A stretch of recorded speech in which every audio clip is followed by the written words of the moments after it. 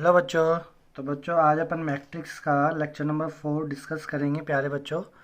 तो बच्चों lecture number 3 में अपना जो लास्ट टॉपिक था वो था ऊपरी त्रिभुजाकार और निम्न त्रिभुजाकार अवयव। ठीक है बच्चों। और बच्चों लेक्चर नंबर 3 में अपन ने ये भी डिस्कस किया कि स्क्वायर मैट्रिक्स के टाइप्स कितने प्रकार के होते हैं, कैसे अपन उसमें अवयवों को कितने तरीके से अपन उसमें फिल कर सकते हैं। ठीक है बच्चों। तो जो बच्चे मेरे आज लेक्चर नंबर 4 को देख रहे हैं तो और लेक्चर नंबर 1 2 3 उन्होंने नहीं देखा है, तो प्यारे बच्चों आप पहले लेक्चर नंबर 1 2 3 को अच्छे से देखें, अच्छे से नोट्स बना के चले। ठीक है बच्चों। लेक्चर नंबर 4 में बच्चों आज अपन पढ़ेंगे operation of matrix, operation on matrix. ठीक है बच्चों, ऑपरेशन ऑन मैट्रिक्स आज अपन पढ़ेंगे लेक्चर नंबर 4 में। हिंदी में इसको अपन बोलते हैं अवयव में संक्रिया, है ना, या अवयव पर संक्रिया, अवयव पर अवयव पर संक्रिया। कितने प्रकार की अपन संक्रिया लगा सकते हैं या ऑपरेशन कर सकते हैं, किस पे, मैट्रिक्स पे यानी अवयव पे। ठीक है बच्चों। तो संक्रिया देखो बच्चों, मैं आपको जो बच्चे अभी नए पहली बार पढ़ रहे हैं 12th क्लास को, तो उन बच्चों के लिए मैं बोल देता हूँ बच्चों, संक्रिया एक बहुत ही इंपॉर्टेंट चीज़ अपन ये मान सकते हैं, क्योंकि 1.3 एक्सरसाइज 1.3 में भी आप बाइनरी ऑपरेशन पढ़ोगे।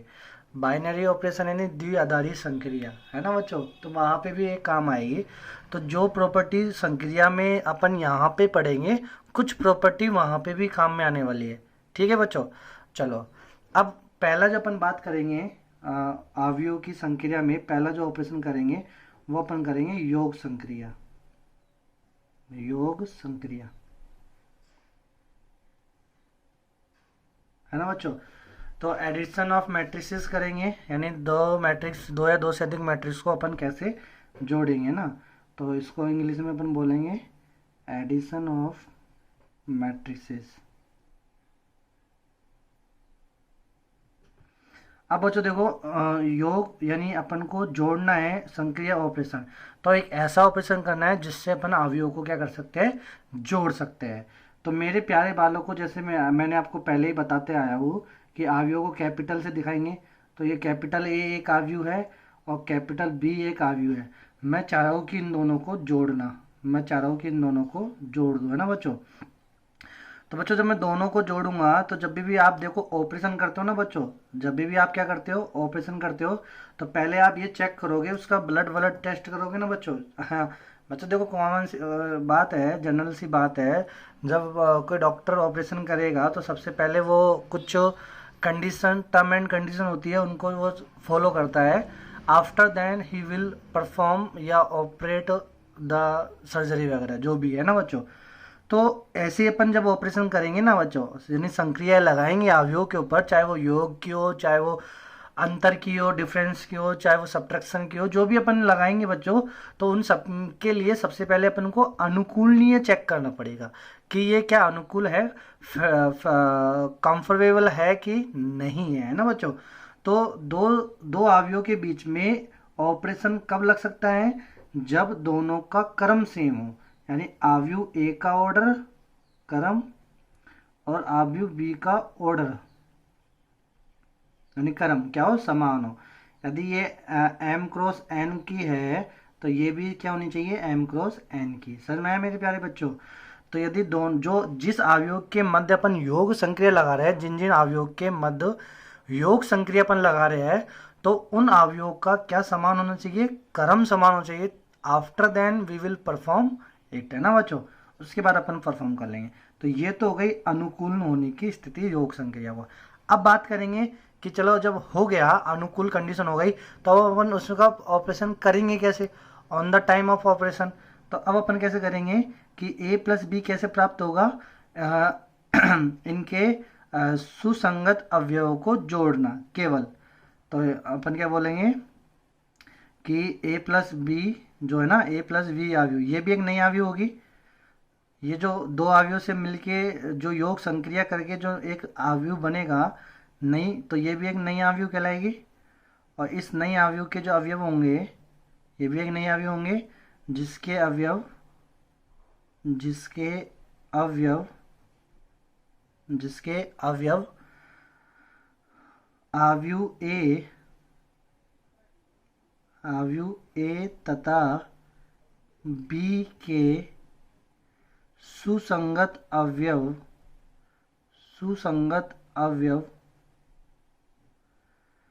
से जोड़कर प्राप्त किया जाता है या प्राप्त किए जाते हैं।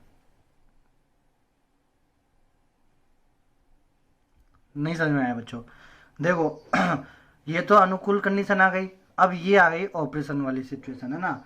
तो ऑपरेशन वाली सिचुएशन में जैसे मैं एक आपको एग्जांपल दे देता हूँ कि कैसे अपन बनाएंगे। तो एक आव्यूह ए मैंने ले ली बच्चों, 2 - 1 3 1 4 1। और आव्यूह बी मैंने ले लिया आपके सामने 0 1 2 3 4 5। बच्चों देखो अब मुझे करना है ए प्लस बी, दो आव्यूह को जोड़ना है, ऑपरेशन करना है। तो अनुकूल स्थिति क्या होनी चाहिए? क्रम समान होना चाहिए। यदि क्रम समान नहीं है तो तो अपन ए प्लस बी नहीं कर सकते। कितनी पंक्ति है इसमें? 2। स्तंभ कितने हैं? 3। तो 2/3 और ये भी 2/3। समझ में आया बच्चों? तो क्रम समान है। अब अपन जोड़ देंगे। अब ए प्लस बी भी क्या होगी? आव्यूह बनेगी। कितने क्रम की बनेगी? वही सेम क्रम की, 2/3। ठीक है। नई आव्यूह बनेगी समान क्रम की, यानी जो क्रम है ना ए और बी का, वही जिसके अवयव आव्यूह ए तथा बी के सुसंगत अवयव से जोड़कर प्राप्त किए जाते हैं। आव्यूह ए तथा आव्यूह बी के सुसंगत अवयव। तो बच्चों देखो सुसंगत अवयव का मतलब होता है एड्रेसिंग, सेम एड्रेसिंग पे। सुसंगत अवयव का मतलब होता है सेम एड्रेसिंग पर स्थित अवयवों। ठीक है बच्चों। तो सुसंगत अवयव का मतलब क्या होता है? सेम एड्रेस पर स्थित अवयव। तो बच्चों देखो A11 पे कौन सा अवयव है? ए का 2। और B11 पे कौन सा अवयव है? तो एड्रेस तो दोनों का सेम है। तो इस पे 2 है, इस पे 0, तो दोनों जोड़ देंगे। 2 + 0 कितना आ जाएगा? 2। Are you getting my point प्यारे बच्चों? -1 + 1 करेंगे कितना जाएगा? 0। बच्चों ये वाला 3, तो 3 जिस एड्रेस पे है उसी एड्रेस पे देखो बी में कौन है? 2, तो दोनों जोड़ेंगे तो 3 और 2 कितना हो जाएगा? 5। 1 3 कितना हो गया? 4 4 4 कितना हो गया? 8 1 5 कितना हो गया? 6। Are you getting my point बच्चों? तो ये इसका आंसर हो गया। ठीक है बच्चों। तो सबको योग संक्रिया समझ में आई? योग संक्रिया क्या होती है? तो योग संक्रिया की अनुकूल स्थिति होनी चाहिए, उनका ऑर्डर समान होना चाहिए। और कैसे अपन ऑपरेशन करेंगे? तो जब दो संक्रिया की अनुकूल स्थिति हो जाएगी उसके बाद जब अपन उसको जोड़ेंगे तो उससे जो नई आव्यूह बनेगी उसका क्रम भी वही होता है। और उसको अपन कैसे बनाएंगे? तो उसके जो अवयव प्राप्त होंगे वो अवयव प्राप्त होंगे दोनों आव्यूह के सुसंगत अवयवों को जोड़कर। सुसंगत अवयव क्या होते हैं? सेम एड्रेस पर स्थित अवयव। ठीक है मेरे प्यारे बच्चों। अब बात करते हैं अपन इसकी कोडिंग वाली बात, है ना। तो ये तो समझ में आ गया। अब कोडिंग अपन कैसे करेंगे? तो देखो कोडिंग में यदि मुझे लिखना है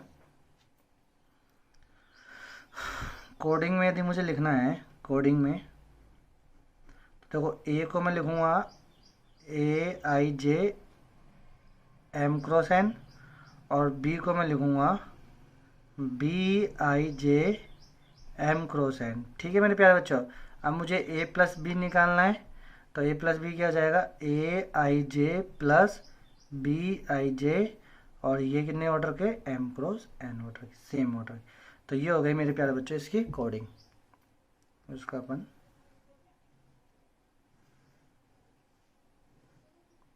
चलो तो बच्चों समझ में आया योग संक्रिया के बारे में? अब बहुत सारे क्वेश्चन है। आप देखो बच्चों मैंने आपको बोला 3.1 आपको करनी है।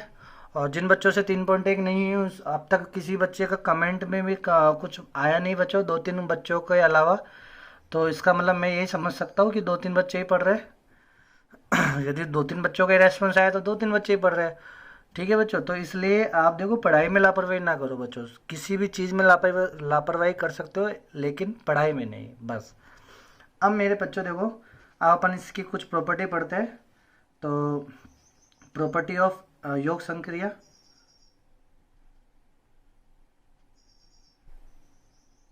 तो properties of addition of matrices या प्रॉपर्टी ऑफ एडिशन, है ना। तो योग की गुणधर्म। तो योग संक्रिया के गुण पढ़ेंगे अपन। तो जो पहला अपन बात करेंगे वो ये बात करेंगे कि कम्यूटेटिव। तो बच्चों कम्यूटेटिव प्रॉपर्टी को फॉलो करता है, कम्यूटेटिव प्रॉपर्टी को क्या करता है, ये फॉलो करता है, प्रॉपर्टी को फॉलो करता है। कम्यूटेटिव प्रॉपर्टी का मतलब होता है क्रम विनिमय, क्रम विनिमय,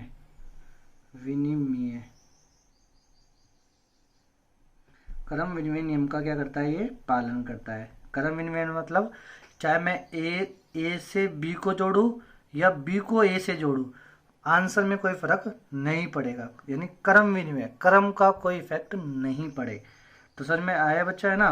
तो नाम से स्पष्ट क्रम विनिमय मतलब यदि मैं ए में बी को जोड़ता हूँ या बी में ए को जोड़ता हूँ तो क्रम पे कोई प्रभाव नहीं पड़ेगा, इसे बोलते हैं क्रम विनिमय नियम।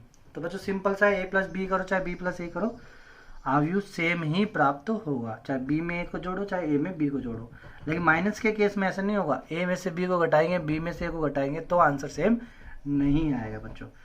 दूसरी जो अपन पढ़ेंगे वो पढ़ेंगे associative property, associative property. Associative property इसे अपन बोलते हैं हिंदी में साचार्य नियम, साचार्य नियम। तो बच्चों एसोसिएटिव प्रॉपर्टी में क्या होना चाहिए, देखो किसी भी के लिए, किसी भी फंक्शन के लिए या किसी भी ऑपरेशन के लिए यदि मुझे एसोसिएटिव प्रॉपर्टी चेक करनी है तो बच्चों जो समझना ध्यान से 1.3 जो अपन पढ़ेंगे ना 1.3 एक्सरसाइज में भी, उसमें भी ये चीज़ अपन डिस्कस करेंगे आरबीएससी में, क्रम विनिमय और साचार्य नियम। जब अपन द्विआधारी संक्रिया का क्रम विनिमय चेक करेंगे तो दो ही एलिमेंट मतलब दो के बीच में चेक करेंगे, और जब अपन साचार्य नियम के बारे में बात करेंगे तो कितने अवयव मतलब कितने एलिमेंट्स ले लेंगे, कितने प्रॉपर्टी ले लेंगे, कितनी अवयव ले लेंगे, कितने अवयव ले लेंगे 3, या कितने फंक्शन ले लेंगे 3। तो ए बी और 3, ए बी और सी ये होनी चाहिए। अनुकूल स्थिति क्या होनी चाहिए, अब अपन चलो औरों की बात नहीं करें, अपन तो अपनी योग संक्रिया की बात करेंगे। तो योग संक्रिया के लिए अनुकूल स्थिति क्या होनी चाहिए, समान क्रम के होने चाहिए, तीनों समान क्रम के होने चाहिए। दिख तो रहा है ना बच्चों, हाँ समान क्रम के होने चाहिए, ठीक है बच्चों।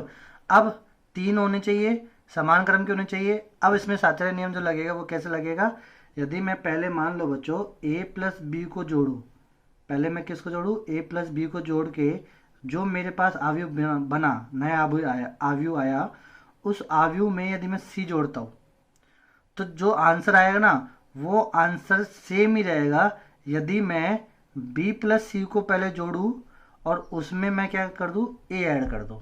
समझ में आया बच्चों, यानी देखो पहले मैं a प्लस बी को जोड़ रहा हूँ, आव्यूह बना एक नया आव्यूह, उस नए आव्यूह में मैंने c आव्यूह को ऐड किया, तो उससे जो आंसर आएगा वो आंसर अपन ऐसे प्राप्त कर सकते हैं कि पहले b प्लस सी को जोड़ लो और उसको अपन किससे जोड़ लो, a से, तो आंसर में कोई प्रभाव नहीं पड़ेगा।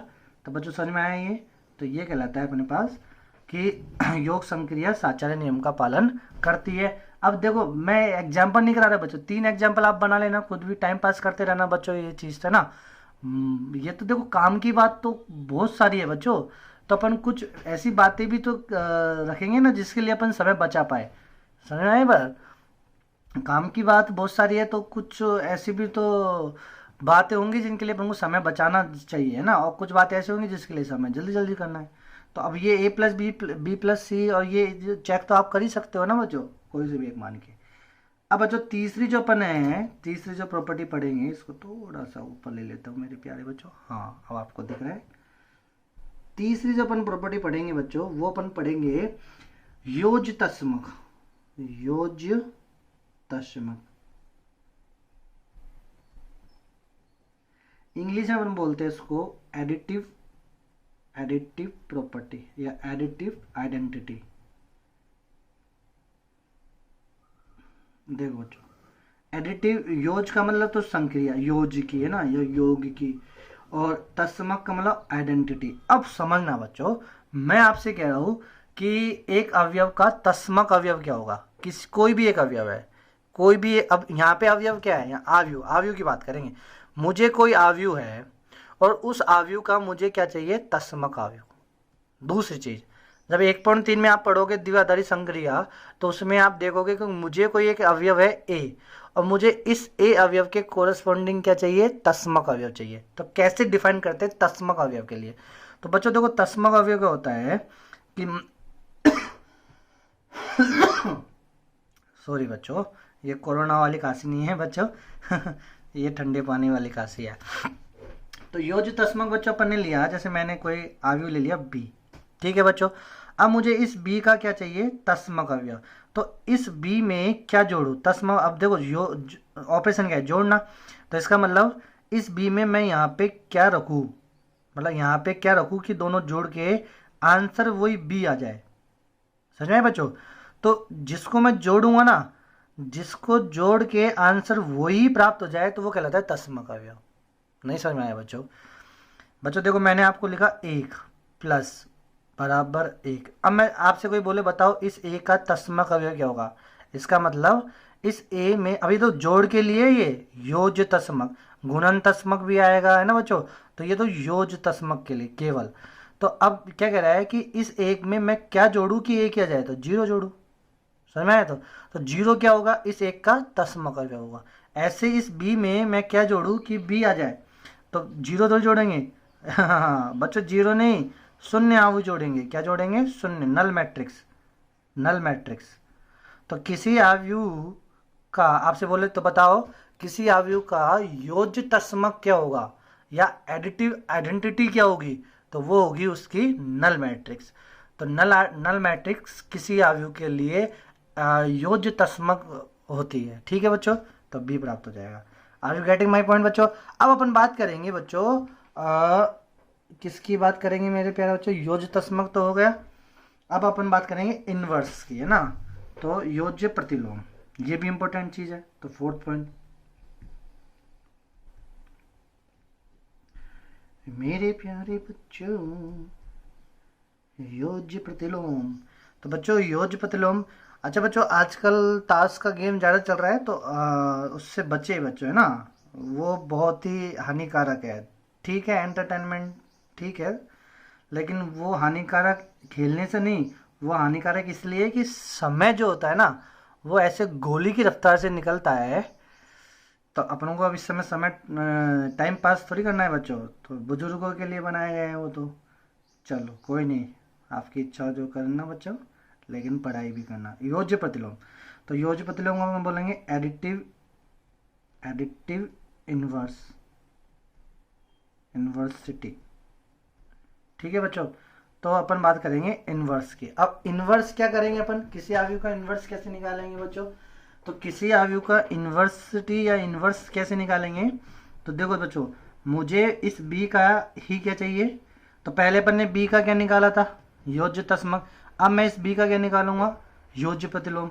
तो योज्य मतलब जोड़, और प्रतिलोम। अब मैं यहाँ पे क्या जोड़ू, मैं यहाँ पे क्या जोड़ू कि आंसर जो आए वो आ जाए मेरे पास तस्मक, इस बी का तस्मक। तो बी का तस्मक क्या आया था, ओ।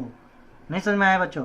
यानी मैं क्या करूँ, योज्य तस्मक समझना, इनवर्स क्या होता है, मुझे इस ए का इनवर्स चाहिए, मुझे इस ए का क्या चाहिए, इनवर्स।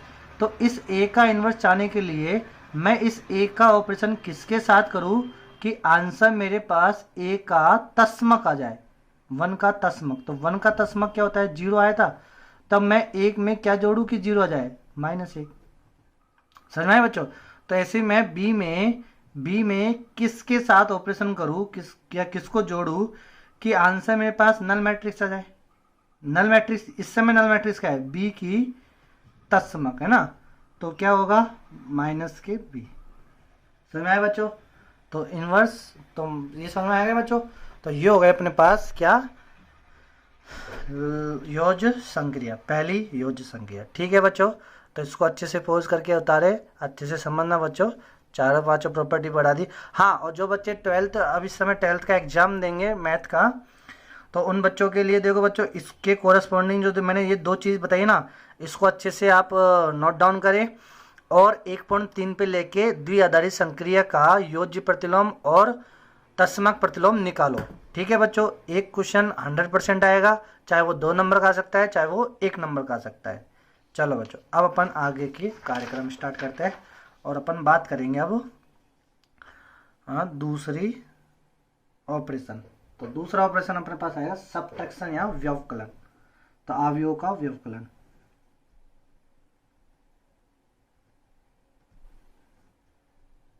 अवयवों का व्यवकलन,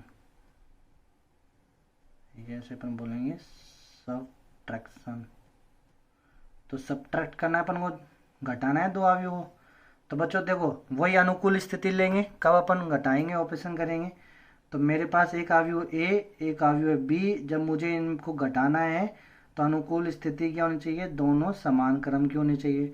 घटाने के बाद a माइनस बी, अब देखो a में से b को घटाना है, b में से a को घटाना, अब इसमें अंतर आ जाएगा मेरे प्यारे बच्चों।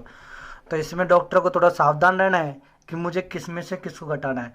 जोड़ में तो कोई दिक्कत ही नहीं थी, चाहे a को पहले पटक के b को चीरा फाड़ी करो या b को पकड़ के a को चीरा फाड़ी करो, कोई दिक्कत नहीं थी। लेकिन इसमें दिक्कत है, a को पकड़ के चीरा फाड़ी करोगे तो आंसर अलग आएगा, b को पकड़ के करोगे तो आंसर अलग आएगा, है ना बच्चों, रिजल्ट अलग आएगा। तो इसलिए ध्यान से करना। तो a माइनस बी पूछा है तो पहले a में से a के जो a के अवयव जो है ना, और जिस एड्रेस पे है, और b में अवयव सेम एड्रेस पे, उनको घटा के फिर प्राप्त करना है। हाँ, लेकिन इसका ऑर्डर भी क्या है, ऑर्डर क्या आएगा, सेम ही आएगा। तो अनुकूल स्थिति समय।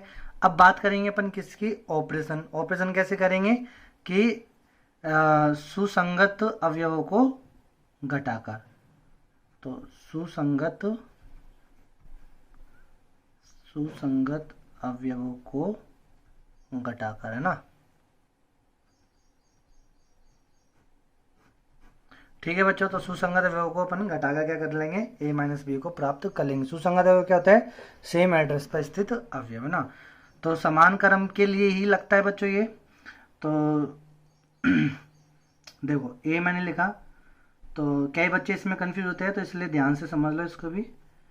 ध्यान से तो क्या मेरे प्यारे बालको, जानो नो नो नो नो, 2/3 मैंने एक अवयव ले लिया है, एक अवयव मैंने बी ले लिया, -1 0 3। अच्छा बच्चों, मैं यदि यहाँ पे ऑर्डर अलग कर देता और a माइनस बी पूछता, तो मेरे कई बच्चे ऐसे बहुत इंटेलिजेंट बच्चों इतना इंटेलिजेंट है, मास्टर के करने से पहले आंसर बता देते हैं।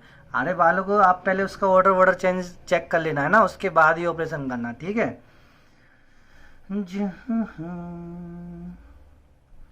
चलो मेरे बच्चों आओ। तो बच्चों अब अपन करेंगे a माइनस बी।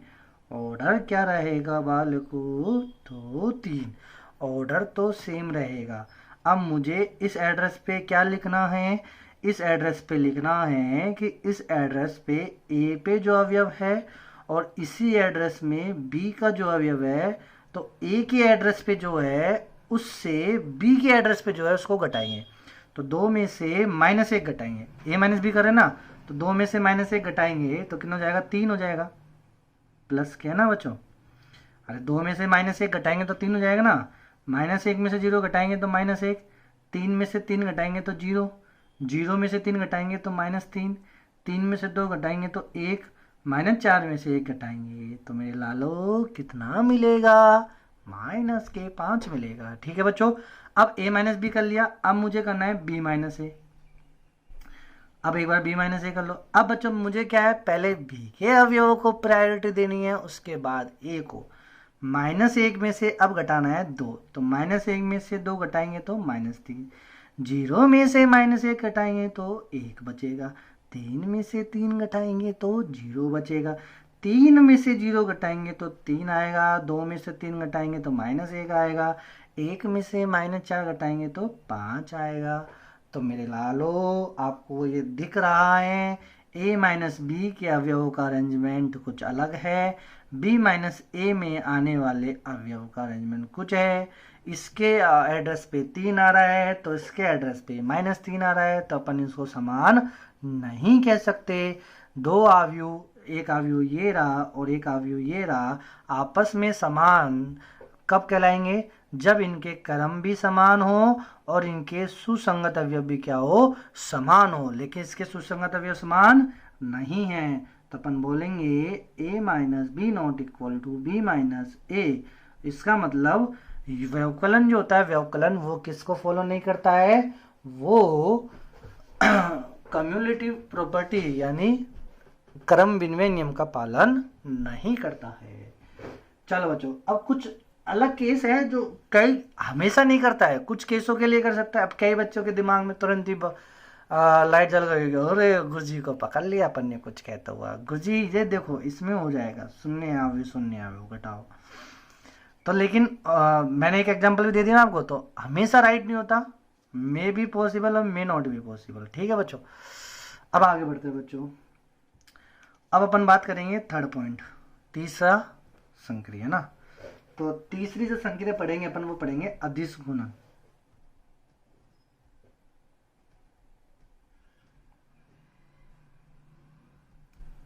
अदिश गुणन, ठीक है। अदिश गुणन को अपन बोलते हैं multiplication of matrix,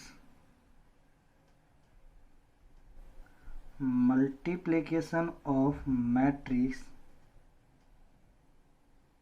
matrixes with scalar.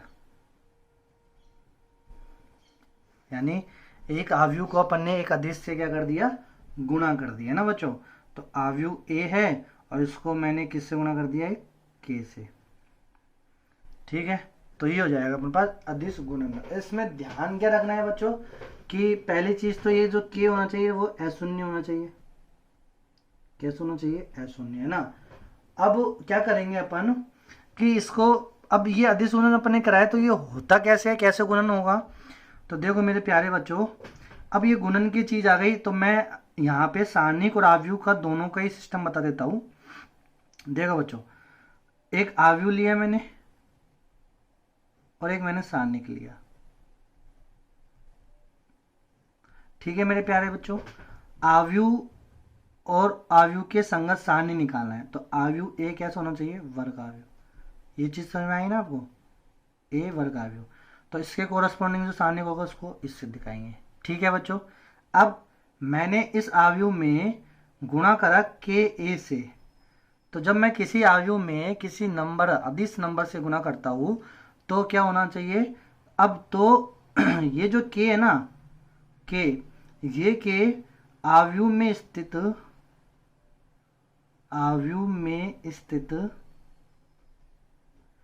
प्रत्येक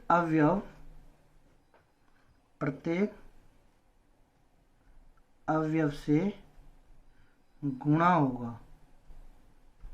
इसकी ये कंडीशन है। आव्यूह है, आव्यूह के संगत सारणिक मुझे निकालना है। तो अब देखो के ए तो सबके लिए वैलिड है, मैं तो केवल इस के मतलब ये आव्यूह और सारणिक को भी एक्सप्लेन करो। कई बच्चे बोलेंगे गुरुजी इसका मतलब अब आप जब समझा रहे हो तो के ए केवल वर्ग आव्यूह के लिए वैलिड है, नहीं, वो तो सबके लिए वैलिड है, लेकिन मैं सारणिक को जब मैं एक्सप्लेन कर रहा हूँ तो सारणिक के लिए जो ए है ना वो वर्ग आव्यूह होना चाहिए बच्चों। ठीक है, तो यदि मैं किसी भी आव्यूह को एक अदिश से गुणा करूंगा तो उसका मतलब ये होगा कि वो आव्यूह में स्थित सभी अवयव उस अदिश से क्या होंगे, गुणा होंगे, चाहे वो अवयव पंक्ति में हो, चाहे वो अवयव स्तंभ में हो। ठीक है, लेकिन सारणिक में क्या होगा, इसमें क्या होता है कि जब मैं के सारणिक ए को मैं गुणा करता हूँ ना, किसी सारणिक को अदिश से गुणा करूंगा तो अब ये क्या होगा कि ये ए में स्थित या तो पंक्ति के अवयव या तो एक ही पंक्ति के अवयवों से या फिर एक ही स्तंभ के अवयवों से गुणा होगा। और गुरुजी गर्मी तो पहले ही है और आप गर्मी दे रहे हो। बोले लाल देखो सुनो, ए मैंने कोई आव्यूह लिया, ठीक है, 2 1 3 4 5 1 0 0 3 ऐसे वर्ग आव्यूह बना लिया ना 3/3 का। अब मैंने इसको गुणा करा किसके साथ, मैंने इसको करा 2a के साथ, माइनस के 2a के साथ गुणा किया, मतलब इस a को मैंने माइनस के 2 से गुणा कर दिया। तो ये मैंने आव्यूह को गुणा किया है तो आव्यूह में क्या होगा, आव्यूह में स्थित प्रत्येक अवयव से गुना होगा, ये -2 है ना, तो -2 को इससे करेंगे तो -4, 1 को करेंगे -2, 5 को करेंगे -10, 3 को करेंगे -6, 4 को करेंगे -8, 1 को करेंगे -2, 0 को करेंगे 0, 0 -6। तो ये बन गया अपने पास अदिश गुणन। अब सारणी के केस में, अब देखो इसी का सारणिक मुझे निकालना है, तो ए के कोरस्पॉन्डिंग जो सारणिक होगा उसको अपन ऐसे दिखाते हैं, 2 1 5 3 4 1 0 0 3। अब मैंने क्या करा, यहाँ पे देखो बच्चों, आपको दिख तो रहा है ना मेरे प्यारे बच्चों, मेरे बच्चों, देखो इसको मैंने करा 2a से गुना, तो इसका मतलब अब क्या होगा कि ए में स्थित या तो एक ही पंक्ति के अवयव, तो कितनी पंक्ति है इसमें, 1 2 3, तो 3 पंक्ति में से कोई सा भी एक पंक्ति या तो इस वाली पंक्ति से या इस वाली पंक्ति से ही गुना होगा, या फिर एक ही स्तंभ, तो कोई सा भी एक स्तंभ में से गुना होगा। बस ऐसे नहीं, सबसे नहीं होगा, केवल एक। जैसे मैंने, किसी बच्चे ने बोला नहीं सर मैं तो इस वाली स्तंभ से करूँगा, तो कर ले, तो बाकी के स्तंभ को सेम रख दे, 2 3 0 और 5 1 3 को सेम रख दो और इसको गुणा कर दो। तो 1 को गुणा 2 से करेंगे, -2 से ना, तो 1 को गुणा -2 से करेंगे तो -2, 4 को -8, 0 0। तो ऐसे होता है। तो बच्चों समझ में आया अदिश गुणन क्या होता है। अदिश गुणन तो केवल अवयव का अदिश गुणन क्या होगा, अवयव में स्थित प्रत्येक अवयव से गुना हो जाता है उसका, ठीक है। अब फिर मैंने यहाँ पे बात कर ली, एक थोड़ी सी एडवांटेज वाली बात कर ली, अवयव और सारणिक के कोरस्पॉन्डिंग बात कर ली कि अवयव और सारणिक में कैसे होता है। अवयव में तो सबसे होगा, सारणिक में या तो एक ही पंक्ति के अवयव से होगा या फिर एक ही स्तंभ के अवयव से होगा, सबसे नहीं होगा। तो ठीक है बच्चों, ये चीज़ समझ में आ गई आपको। चलो बच्चों अब देखो, अब मैंने आपको ऐसे भी कर दिया, कैसे, इसके नोट की बात कर लेते हैं।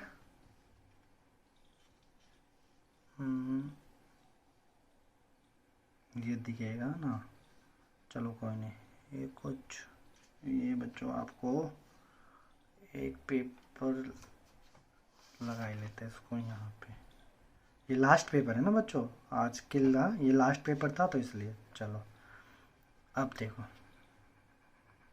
अगला पॉइंट है ना बच्चों, तो नोट लगाएंगे इसी में।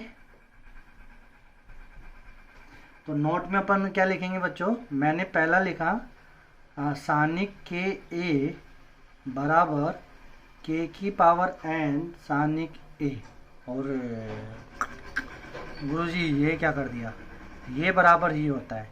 इसको प्रूफ के लिए मैं हिंट देता हूँ आपको, हिंट आपको प्रूफ करना है ये क्या।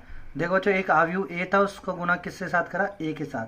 तो अब ये सारणिक निकाल रहे, तो इसका मतलब अपने समझ में आ गया कि ए एक वर्ग अवयव है, ए एक कैसी अवयव है, वर्ग अवयव है, जिसका क्रम कितना है, जिसका क्रम n है, ठीक है बच्चों। तो ये तो समझ में आ गया ना, यहाँ से सारणिक निकालने से, तो ए एक वर्ग अवयव जिसका क्रम n है। अब कोई भी, अब मैंने उसको देखो एक लिख दो आप, चाहे आप लिखना चाहो तो, है ना, n की, तो a11 a12 so on a1n, a21 so on an1, ऐसे a22 do do do do do do do do do do do do do do do do do do do ann। अब इसको गुना करेंगे किसके साथ, के ए के साथ। तो के ए के साथ गुना करेंगे तो देखो अदिश गुणन के साथ, अदिश नंबर के साथ गुना किया अवयव को, तो अदिश गुणन हो जाएगा, यानी अवयव में स्थित प्रत्येक अवयव से गुना होगा।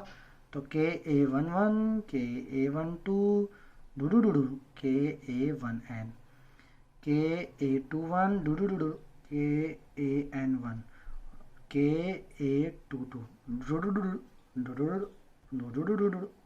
डू के ann, ठीक है बच्चों। अब देखो, अब मैंने क्या करा, इसका सारणिक लिया, क्या लिया मैंने, इसका सारणिक, इसका।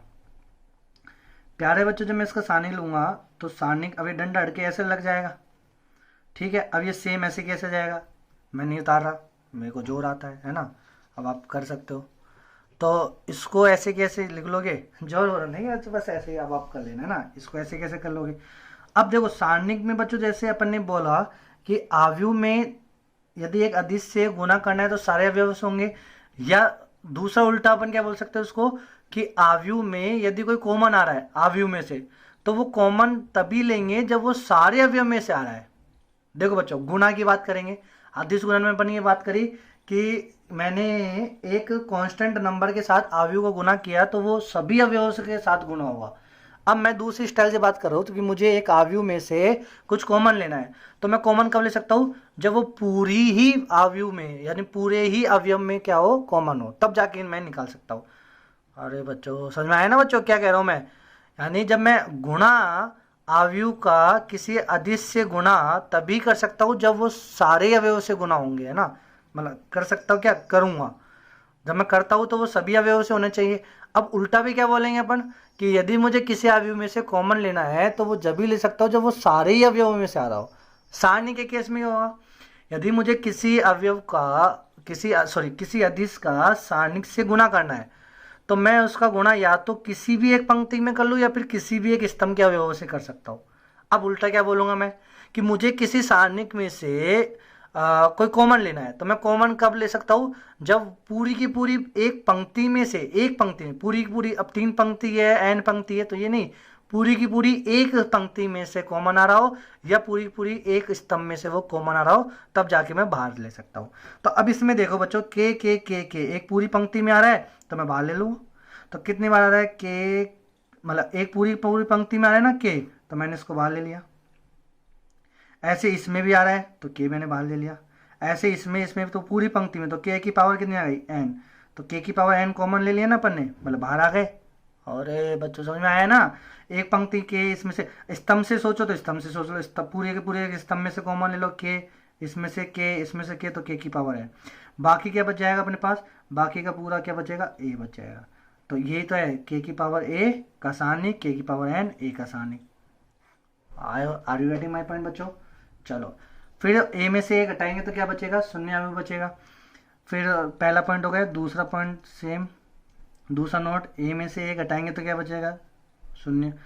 तीसरा पॉइंट मैं आपसे बोल देता हूँ कि मुझे सारणिक ए प्लस बी, तो ए प्लस बी का सारणी निकालना है, तो इसका मतलब ये मत बोलना आप कि पहले ए का सारणी निकाल लो फिर बी का सारणी निकाल लो और जोड़ लो, ये ट्रू नहीं है बच्चों। रियली कोई केस में ट्रू हो सकता है लेकिन ऐसा कोई हार्ड एंड फास्ट रूल नहीं है कि दो आव्यूह का सारणिक, यदि दो आव्यूह का सारणिक मुझे निकालना है तो मैं ऐसे करूँगा कि आव्यूह ए का पहले सारणिक निकाल लो फिर आव्यूह बी का सारणिक निकालो फिर दोनों को जोड़ के प्राप्त कर लो, ये कतई पॉसिबल नहीं है ना बच्चों।